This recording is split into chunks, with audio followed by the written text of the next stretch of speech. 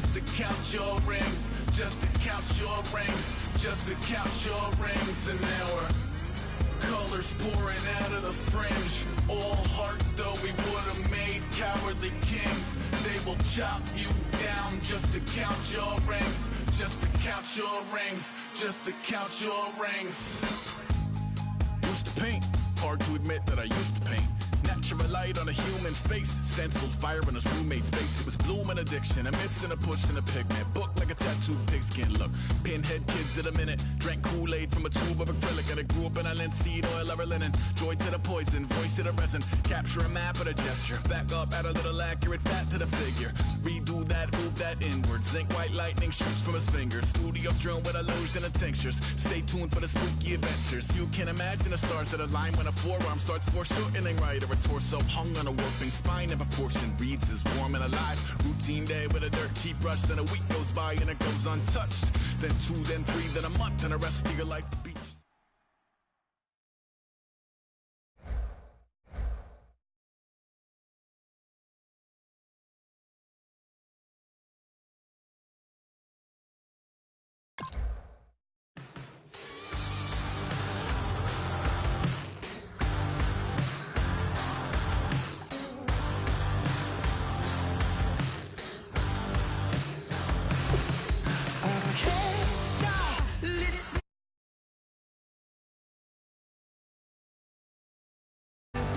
Colors on this rusty spring bed. Bust through the day's flames, kissing my back. That's all I remember, and then everything's black. You know, sounds so familiar, someplace hot in my soul. Hello, transmission, now you're in control.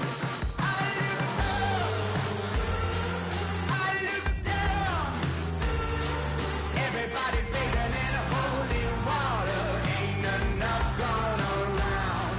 Raise their cups, wear their crowns. You're sitting on a gold-stained altar, feel the jungle you sound.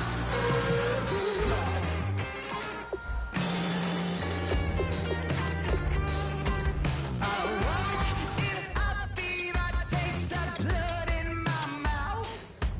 My eyes blue shiny purple, and I'm riddled with doubt. It feels so peculiar, boiling hot in my soul. Farewell transmission, not meant for this world. I look up, I look down. Everybody's bathing in holy water, ain't enough gone around. Raise their cups, wear their crowns. You're sitting on a gold-stained altar, feel the jungle you sound.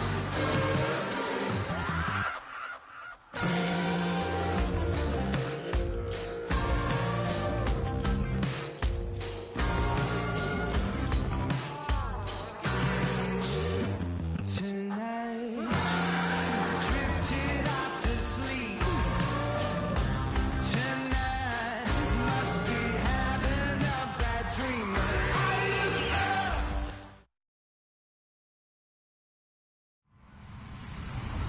Hello, everybody. I'm Larry Ridley, and this is Madden 17 on EA Sports. Today's matchup features two teams looking for a win. It's the Packers coming in at 1-2, going up against the Vikings, who come in at 2-2. With that, we'll send it over to Brandon Guyton and Charles Davis. They've got the call in this Week 5 matchup. Larry, from one of the truly iconic stadiums in the NFL, there's a look at Lambeau Field here in Green Bay, Wisconsin. Today, we've got a good...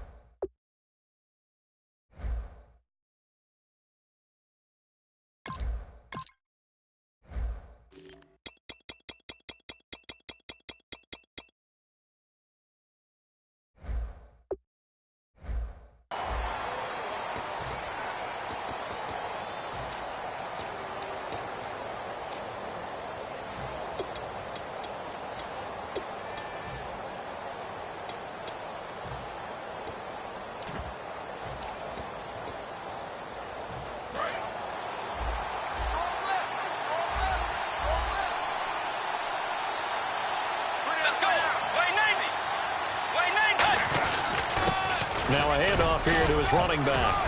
And he's able to plow forward up to about the 29, just shy of the 30. It's a pickup of 4, and it'll bring up second down. The starters now on offense, and Stephon Diggs, our first chance to see him today. Brandon, remember we had this conversation about how highly recruited he was in high school. Didn't quite live up to it in college due to some injuries, but boy, has he hit the NFL like a bomb. Stephon Diggs, a crafty, mature route runner who can go the distance. Bridgewater got a man, and he hits him in stride. And he'll get it out near the 40 to the 39. 9 yards on the pickup there, and it keeps the drive alive. And when you're playing a quarterback with some experience and some moxie, you enter the danger zone when you decide to blitz him, because if he's able to diagnose as he did on that play, he can hurt you downfield. He reads defenses so well, doesn't he? He really does, and the best part about that play for him, I don't think that was his primary target. I don't think so either. I think he had the read, figured out where the blitz was coming from, and went to a secondary target for a really nice game. And he'll give it here to his running back. And he'll get only a couple down to the 44. And a peek at the defense for the Packers. Damarius Randall's a versatile player. Played both safety and cornerback in college. They're using those same skills in the NFL. And after the play on the ground, that brings up second down here. Bridgewater now on second down. And the hit jarred it loose. It's incomplete. Oh, man, for him to be that wide open and drop it. Sometimes you have just too much time on your hands, right? You end up thinking way too much, and your hands get shaky. And yes, he's a tight end, but that's a catch he should have made. To throw, Bridgewater. And finding Pruitt. And he's going to have the first down yardage as he's down at about the 30-yard line. So opening drive, third down, they go with a slant. It works. And I'm wondering when the league's going to figure it out, because everyone throws it on third down. You expect pressure, so you want the ball in the hands of the quarterback quickly. It's a three-step route ordinarily, and you're throwing it where you see the receiver breaking towards you. So it's an inside route. Everyone likes it, and it's executed very well. Now a play fake here on first down. Wide open receiver complete. And he'll get into the end zone. Touchdown, Minnesota. Michael Pruitt, his 4th touchdown on the year. And the Vikings take the ball down the field and score on their opening drive.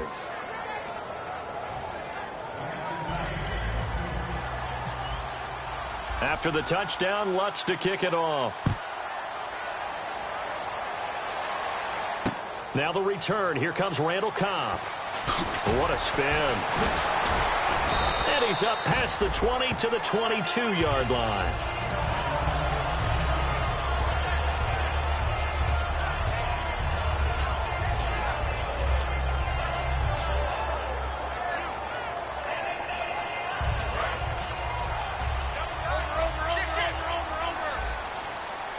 One back is Lacey. And he'll get it up the middle. And he got blown up on that play. Back at the 20. That's going to go as a loss of 2, and it'll be second down. But good luck there as a ball carrier. You get handed that football, look up, oh, there's a big D tackle ready to swallow you whole for a loss. Yeah, you kind of count on your guys to give you at least a little bit of time, a little bit of space to try and maneuver, but not on that one. And when you have a defensive tackle who's that strong, that agile, he's a lot to deal with. Sometimes you have to double him, and sometimes you're not able to block him no matter who's trying.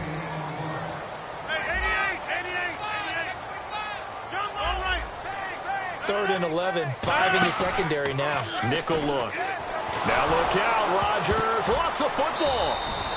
On plays like this where the ball comes free, it's often unusual for the team that lost it to get it back, because this is the quarterback. The ball gets away from him.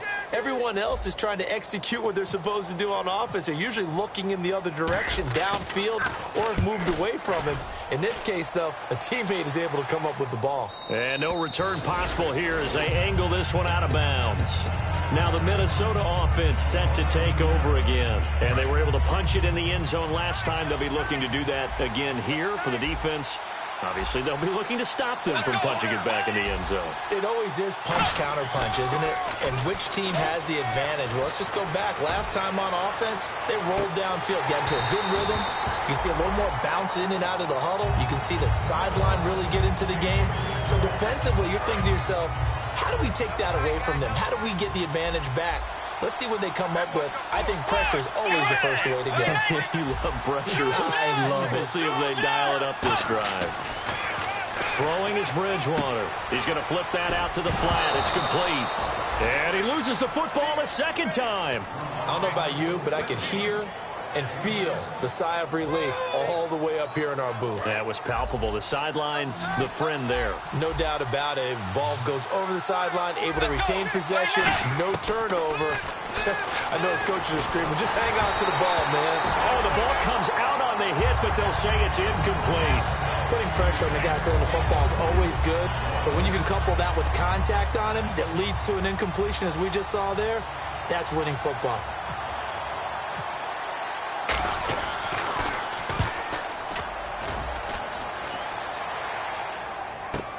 This is taken at the 15.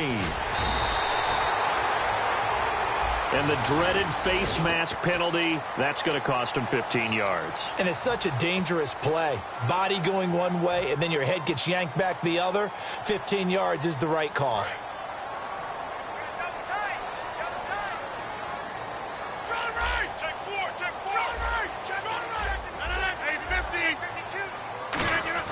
On 1st and 10, here's Rodgers.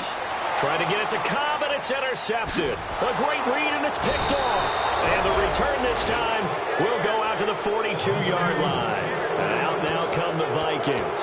And this offense last time turned it over, went for it on 4th, didn't get it. They're lucky, though, because no points against the team on the board, but we'll see how they respond. Yeah, they've got to get a lot of credit to their defensive teammates, don't they? They had their backs on that last series, and because they did so, that allows the coach to still stay aggressive on offense and maybe go for it again in a similar situation. I was going to say, maybe makes that offense feel good when you know you've got a defense making stands like that. Yeah, that'll loosen up things a little bit, won't it? Maybe you'll play a little bit better the next time you have the ball. As tight ends go, he might not provide the super flashy plays very often, but he's pretty reliable. Usually an excellent target and normally catches what's thrown to him, but he didn't on that play. A second down throw for Bridgewater. And this time he's got the hook up. It's complete. That one goes for 13 yards, and it moves the sticks. And the game just keeps evolving. Big guys running those corner routes, so difficult to cover.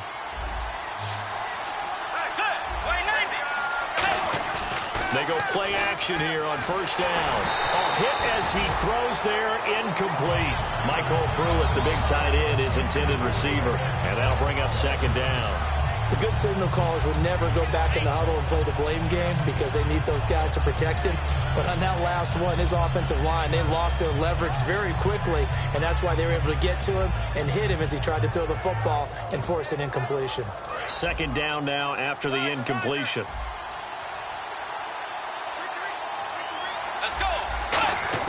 On 2nd down, Bridgewater again. And incomplete there. A nice hit. Jars the ball free and brings up 3rd down.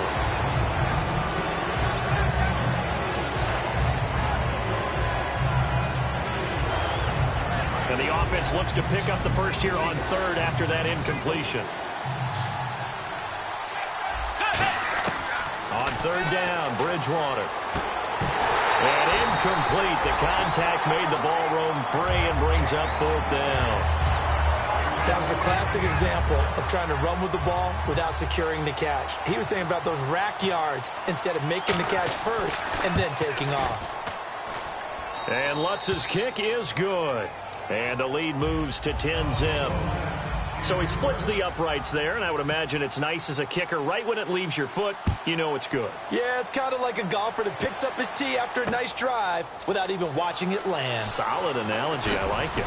And he'll make it across the 20 as his guys will set up shop at the 23-yard line. The Packers offense now, they get ready to head back onto the field. And last time wasn't pretty. One play and an interception. We'll see if they can do better.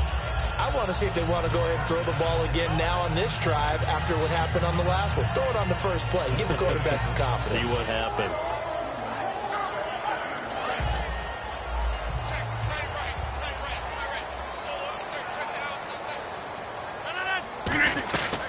They start the drive on the ground with Lacey. And he's going to be met at the line of scrimmage and taken down. Just a yard on the pickup there, and it'll bring up a 2nd and 9. And a look at the Vikings defensive unit. Trey Waynes is a very aggressive cover corner player, learning how to add off coverage to his game.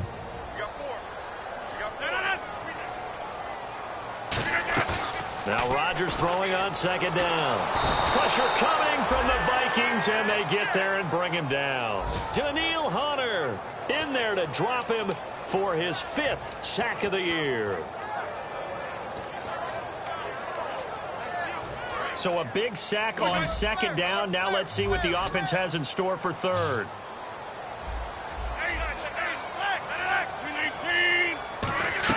They go play action for Lacey. Under pressure, they got him again. They dial up the corner blitz that time, and it delivers to the tune of a 9-yard loss. On now is the Packers punter as the drive goes backwards, so he's on to punt it away.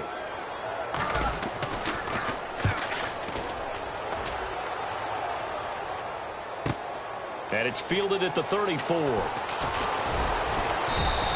Nice job on the return there, 16 yards. And it'll be Viking football here as they take possession. And now out comes Minnesota. And they split the uprights last time for 3. They've got the lead. They're not going to play this conservative. They're not hoping for another field goal. They're hoping for a touchdown. I'm with you on that one. I like where your head is. I like the way you're thinking because you're exactly right. Trying to sit on a lead and play that way, that doesn't work too well for most teams. Run your offense. Got a man. It's caught inside the 10. Touchdown, Vikings. Laquan Treadwell, his first touchdown on the year. And the Vikings are going to add on to their lead. He's got it, and it's 17-0. And so we have the touchdown. Now here's Blair Walsh to kick this one away. This fielded at the 2. And he'll get across the 20 before he's brought down at about the 23-yard line. And Green Bay getting ready to go as they take the field. And still no points on the scoreboard. You're coming off of the 3 and out. They're just looking for anything to grab onto right now, aren't they? I'm wondering if someone's going to take charge in the huddle. You know, we always look to the quarterback, but sometimes it's another player on the team, a star, a veteran, someone with some excitement and energy. It's like, all right, guys, let's shake things up and let's go, because they still have an opportunity to make things happen. Shake it off. The tight end, Cameron Brate, was the target. That'll bring up 2nd down. Not too many things get to a quarterback of this magnitude, but I think it's safe to say that pressure can get to any quarterback. Now, he's obviously a great franchise quarterback, but felt the pressure, threw it incomplete. Now Rodgers. He finds Randall Cobb on the completion. It's a pickup of 16 there, and it'll lead to a new set of downs.